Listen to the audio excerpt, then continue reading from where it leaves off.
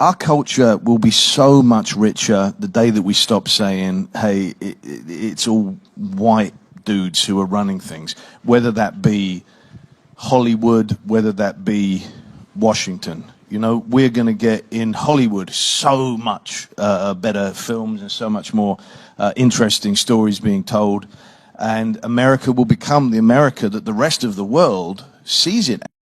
So earlier this week, USC Annenberg's Inclusive Initiative released findings that 67% of the top critics reviewing the 100 highest grossing movies in 2017 were white males.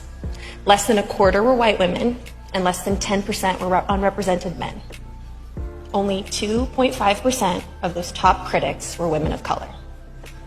So you're probably thinking right now, like, wow, that super doesn't represent the country that I live in, and that's because that's true. This is a huge disconnect from the US population breakdown of 30% white men, 30% white women, 20% men of color, and 20% women of color. Am I saying that I hate white dudes? No, I'm not. But what I am saying is that if you make a movie that is a love letter to women of color, there is an insanely low chance a woman of color will have the chance to see your movie and review your movie. That makes it unique, that as an Englishman, and I'm sure Rosamund is an Englishman as well, we recognize, I'm going to drag you into this, that we recognize makes this such a beautiful, brilliant country. And not to ruin that. I mean, it's the reason that I moved here. It's the reason my kids have American accents.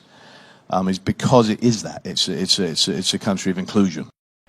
But I think the greatest gift that it's given me, and many of us in this room, is the opportunity to use our voice for the voiceless.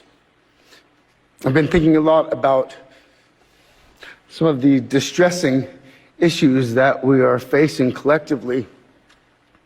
And I think at times we feel, or we're made to feel, that we champion different causes. But for me, I see commonality. I think whether we're talking about gender inequality or racism or queer rights or indigenous rights or animal rights, we're talking about the fight against injustice.